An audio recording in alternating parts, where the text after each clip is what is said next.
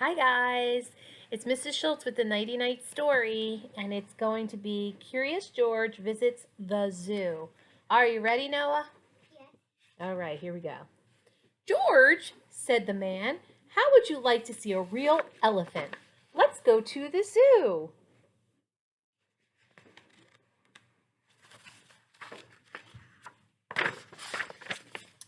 There was a lot to see at the zoo. There were giraffes with their necks so long they seemed to reach the sky. There were kangaroos carrying their babies in a special pocket. And finally, there were elephants with their floppy ears and their long trunks munching on hay because it was lunchtime. People were eating on the park benches and picnicking on the grass. I'm going to find out what time they feed the lions, said the man in the yellow hat. Wait here and don't get in trouble.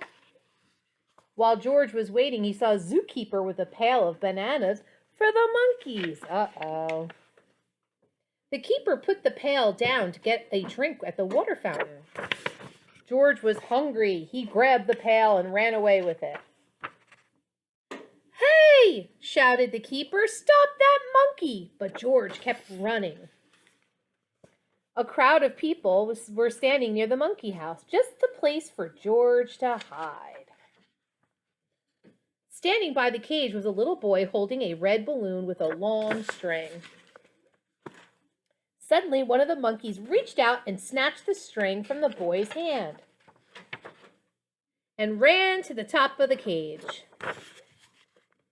Then he tried to squeeze the balloon through the bars. The other monkeys started to shriek and scream. The little boy was crying. Please, couldn't somebody get his balloon back? Asked the mother. None of the people could reach that high. But George knew what to do. With the pail in his hand, he climbed up on the top of the cage. He took a few bananas and fed them to the monkeys.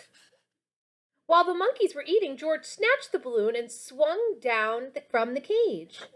He handed the balloon back to the boy. Everyone clapped and cheered. Just then, the man with the yellow hat came running. George!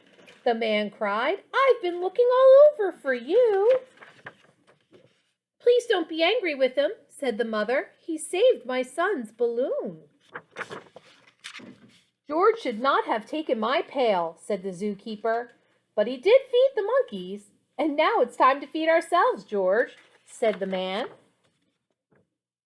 And that's what they did.